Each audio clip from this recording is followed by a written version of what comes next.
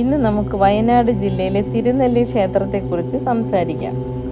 മാനന്തവാടിയിൽ നിന്നും 25 കിലോമീറ്ററോളം കാനന പാതയിലൂടെയാണ് നമുക്ക് പോകേണ്ടത്. ഇടയ്ക്ക് മാനിനെയും കാട്ടുപോത്തിനെയും കാട്ടാനെയും ഒക്കെ കാണാം. തിരുനെല്ലി ക്ഷേത്രത്തെക്കുറിച്ച് പറയുമ്പോൾ പിതൃതർപ്പണമാണ് നമുക്ക് സ്മരിക്കേണ്ടത്.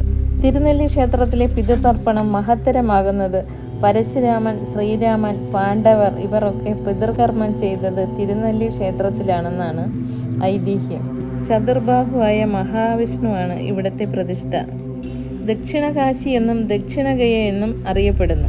പുത്തരി, ചുറ്റുവിളക്ക്, നവരാത്രി, ശിവരാത്രി, കർക്കടകം, തുലാം, കുംഭം എന്നീ മാസങ്ങളിലെ കറുത്ത വാവ് ബലി എന്നിവയാണ് ഇവിടുത്തെ പ്രധാന ദിവസങ്ങൾ.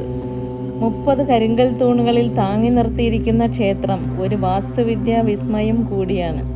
രാവിലെ 5:30 മുതൽ ഉച്ചയ്ക്ക് 12:30 വരെയും വൈകുന്നേരം 5:30 മുതൽ രാത്രി 8 മണി വരെയുമാണ് നട തുറന്നിരിക്കുന്നത്. ഇവിടത്തെ മലനിരകളിൽ 64 തീർത്ഥങ്ങളുണ്ടെന്നാണ് വിശ്വാസം. ബ്രഹ്മഗിരി മലനിരകളിൽ ബ്രഹ്മാവ് പണ്ട് നെല്ലിമരത്തിൽ ഒരു വിഗ്രഹം കണ്ടെത്തുകയും വിഷ്ണു ഭഗവാന്റെ വിഗ്രഹമാണെന്ന് മനസ്സിലാക്കി മറ്റ് ദേവന്മാരുടെ സഹായത്തോടെ അവിടെ പ്രതിഷ്ഠിക്കുകയും ചെയ്തു. ബ്രഹ്മാവിൻ്റെ അപേക്ഷപ്രകാരം വിഷ്ണു ഭഗവാൻ അവിടെ ചുറ്റുമൊഴുകുന്ന ജലം എല്ലാ പാപങ്ങളെയും ഒഴുക്കിക്കളയുന്നു എന്ന് ഉറപ്പ് നൽകുകയും ചെയ്തു. ഇതാണ് ക്ഷേത്രോൽപത്തിയെക്കുറിച്ചുള്ള ഒരു ഐതിഹ്യം. എല്ലാ ദിവസവും ബ്രഹ്മാവ് ഈ ക്ഷേത്രത്തിലെത്തി മഹാവിഷ്ണുവിനെ പൂജിക്കുന്നു എന്നും ഐതിഹ്യമുണ്ട്. അതിനാൽ പൂജാസാധനങ്ങൾ ഒരുക്കി വെച്ചാണ് ക്ഷേത്രം അടയ്ക്കുന്നത്. 64 തീർത്ഥങ്ങളാണ് ഇവിടെ ഉള്ളത്. ബ്രഹ്മഗിരിയിൽ നിന്ന് ഉത്ഭവിച്ചു വരുന്ന നദി പിണ്ടപ്പാറയ്ക്ക് അടുത്ത് വെച്ചാണ് പാപനാശിനിയായി മാറുന്നത്. പിണ്ടപ്പാറ എന്ന് പറയുന്നത് പാഷാണഭേദി എന്ന ഒരു അസുരന്റെ ശരീരമാണെന്നാണ് പറയുന്നത്. തല ഗയയിലും പാദം തിരുനെല്ലിയിലുമായിട്ടാണ് പാഷാണഭേദിയുടെ ശരീരം കിടക്കുന്നത്. ഗയാശ്രാദ്ധത്തിന് തുല്യമാണ് തിരുനെല്ലിയിലെ ശ്രാദ്ധമൂട്ട് എന്ന് പറയുന്നതും ഇതുകൊണ്ടാണ്. ഇന്ന് ക്ഷേത്രത്തിൽ നല്ല തിരക്കാണ്. പിതൃതർപ്പണത്തിനും അതുപോലെ തന്നെ. ക്ഷേത്രത്തിന് പുറകുവശത്താണ് ബലിതർപ്പണത്തിനുള്ള സ്ഥലം. പിതൃതർപ്പണത്തിനുള്ള ദർഭയും മറ്റും ക്ഷേത്രത്തിൽ നിന്ന് തന്നെ വാങ്ങാൻ കിട്ടുന്നതാണ്. തീർത്ഥങ്ങളിൽ നിന്ന് ക്ഷേത്രത്തിലേക്ക് ജലം എത്തിക്കുന്ന ഒരു കൽപ്പൈപ്പാണ് ഈ കാണുന്നത്. കൽപ്പാത്തി എന്നാണ് ഇതിൻ്റെ പേര്. ഇതിനെക്കുറിച്ചും ഒരു ഐതിഹ്യമുണ്ട്.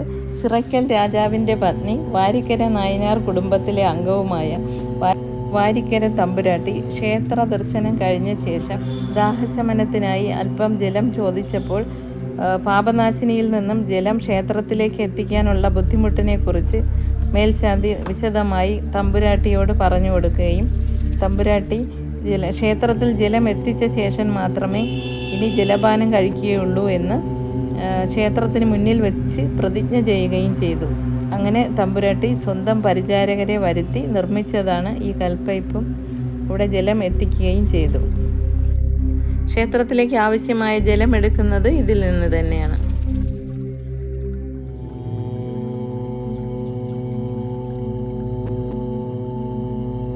ഇനി നമുക്ക് പാപനാശിനിയിലേക്ക് നടക്കാം. ക്ഷേത്രത്തിന് പുറകുവശത്തുകൂടി ഏകദേശം 1 കിലോമീറ്ററോളം നടന്നാലേ പാപനാശിനിയിലെത്തുകയുള്ളൂ.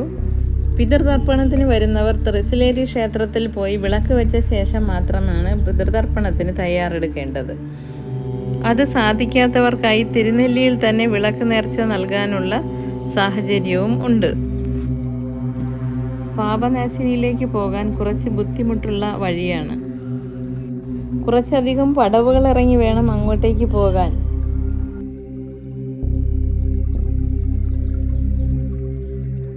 പടവുകൾ ഇറങ്ങി ചെല്ലുമ്പോഴേക്കും നമുക്ക് പഞ്ചതീർത്ഥക്കുളം കാണാം. പഞ്ചതീർത്ഥം എന്നത് 5 തീർത്ഥങ്ങൾ ഒന്നിച്ചു ചേർന്നുള്ളത് എന്നാണ് ഐതിഹ്യം. ഭഗവാന്റെ തൃക്കൈകളിൽ പരിലസിക്കുന്ന ശംഖ്, ചക്രം, ഗദ, പത്മം എന്നിവ ക്ഷേത്രത്തിൻ്റെ 4 ഭാഗങ്ങളിലായി പ്രതിഷ്ഠിച്ചിട്ടുണ്ട്. അവിടങ്ങളിൽ നിന്നും ഉത്ഭവിക്കുന്ന ശംഖതീർത്ഥം, ചക്രതീർത്ഥം, ഗദാതീർത്ഥം, പത്മതീർത്ഥം എന്നിവയും ഭഗവാന്റെ പാദതീർത്ഥമായ അഭിഷേക തീർത്ഥവും ഒന്നിച്ചു ചേരുന്നതാണ് പത്മതീർത്ഥം.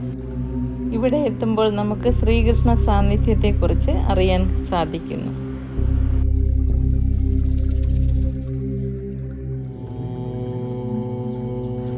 കാടിൻ്റെയും കാട്ടരുവിയുടെയും ഗംഭീര ഭാവത്തിന് നടുവിൽ ശിവചൈതന്യം കൂടെയാവുമ്പോൾ വേറിട്ടൊരു അനുഭവമാണ്. ഗുണ്ടിക ക്ഷേത്രം.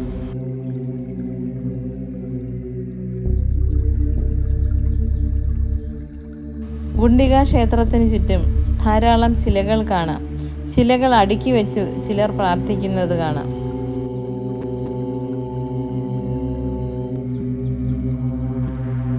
ഗുണ്ടിക ക്ഷേത്രത്തിനുള്ളിൽ ശിവലിംഗവും വിളക്ക് തെളിയിച്ചിരിക്കുന്നതായും കാണാം. ഇവിടെ നിന്നും കൊട്ടിയൂരെത്താൻ ഈ ഗുഹയിലൂടെ വഴിയുണ്ടായിരുന്നുവെന്നും ഇപ്പോൾ ഇത് അടഞ്ഞു പോയിരിക്കുന്നുവെന്നുമാണ് ഐതിഹ്യം.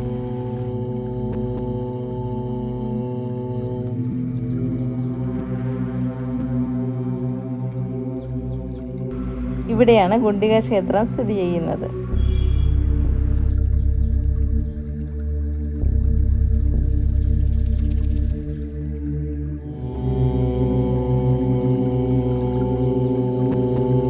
തിരുനെല്ലിയിൽ ബലിയിടാൻ വരുന്നയാൾ തലേ ദിവസം തിരുനെല്ലിയിൽ എത്തിയ ശേഷം അവിടുത്തെ വാദ്യാൻ നടയിൽ വെച്ച് ചൊല്ലിത്തരുന്നത് മുഴുവനും കേട്ട് വഞ്ചിയിൽ പണം ഇട്ട ശേഷം ദീപാരാധന കണ്ട് തൊഴുക.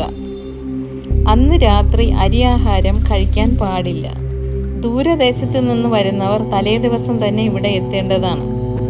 പിറ്റേ ദിവസം തൃശ്ശിലേരി ക്ഷേത്രത്തിൽ വിളക്ക് വെച്ചതിന് ശേഷമാണ് തിരുനെല്ലിയിലെത്തി തർപ്പണം ചെയ്യേണ്ടത്. ബലിക്കുള്ള സാധനങ്ങൾ ക്ഷേത്രത്തിൽ നിന്ന് വാങ്ങി പാപനാശിനിയിൽ എത്തിയ ശേഷം അവിടെ വെച്ച് കാർമ്മികർ നിർദ്ദേശിക്കുന്ന രീതിയിൽ ബലികർമ്മങ്ങൾ ചെയ്ത ശേഷം കുളിച്ച് ശുദ്ധി വരുത്തി ക്ഷേത്രത്തിലെത്തി ത്രിമധുരം സേവിച്ച് ബലികർമ്മങ്ങൾ പൂർത്തിയാക്കാം. പ്രതിമ കൊണ്ടുവന്നാണ് നിങ്ങൾ ചെയ്യുന്നതെങ്കിൽ പ്രതിമ ഭൂമിയിൽ ആവാഹിച്ചിരുത്തി പൂജകൾ ചെയ്ത് പ്രതിമയും ആളും ദേഹശുദ്ധി വരുത്തി പ്രതിമയെ ക്ഷേത്രത്തിൻ്റെ ശ്രീകോവിലിൻ്റെ പടിയിൽ സമർപ്പിക്കണം. അപ്പോൾ മേൽശാന്തി ഈ പ്രതിമയെ ഭഗവാന്റെ പാതാരവിന്ദങ്ങളിൽ വെച്ച് സായുജ്യ പൂജ പൂർണ്ണമാക്കും. ഇനി ചിതാഭസ്മമാണ് കൊണ്ടുവരുന്നതെങ്കിൽ നിമജ്ജനം ചെയ്യാൻ പ്രത്യേകം സ്ഥലമുണ്ട്. അവിടെ നിമജ്ജനം ചെയ്ത ശേഷം ദേഹശുദ്ധി വരുത്തി ക്ഷേത്രത്തിൽ പ്രവേശിക്കാവുന്നതാണ്. ഞാനും ബലിതർപ്പണത്തിനുള്ള തയ്യാറെടുപ്പിലാണ്. മുഴുവനും പാറക്കല്ലുകളാണ്. നടന്നു പോകാൻ വളരെ പ്രയാസമാണ് അങ്ങോട്ടേക്ക്. പതിവിലും തിരക്ക് കൂടുതലായതുകൊണ്ട് ഇന്നും കുറച്ച് ക്യൂ നിൽക്കേണ്ടി വന്നു. താഴെ കാണുന്ന അരുവിയിൽ നിർത്തിയാണ് ബലികർമ്മങ്ങളൊക്കെ ചെയ്യുന്നത്. കർമ്മം ചെയ്യാൻ 2-3 കാർമ്മികർ അവിടെ തന്നെ ഉണ്ട്. അരുവിയിൽ മുങ്ങി തർപ്പണം ചെയ്തതിന് ശേഷം വീണ്ടും ഒന്നുകൂടെ മുങ്ങിക്കുളിച്ച ശേഷം ക്ഷേത്രത്തിലേക്ക് പോകാവുന്നതാണ്. വീഡിയോ ഇഷ്ടപ്പെട്ടാൽ ലൈക്ക് ചെയ്ത് ഷെയർ ചെയ്ത് സബ്സ്ക്രൈബും ചെയ്യണേ.